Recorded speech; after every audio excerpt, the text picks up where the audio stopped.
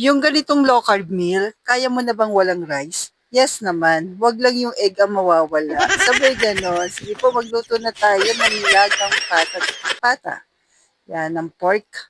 So, una ginagawa ko talaga dito, pinapakuluan ko po muna siya ng isang kulo. Yan.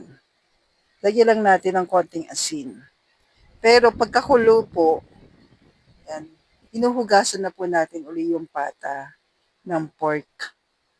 And then, after hugasan, tsaka ko po siya ilalagay sa pressure cooker.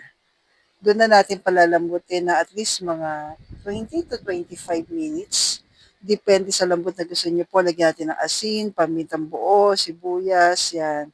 Then kapag malambot na, katulad niyan, tsaka po ako nag-a-add ng repolyo or pechay Tagalog.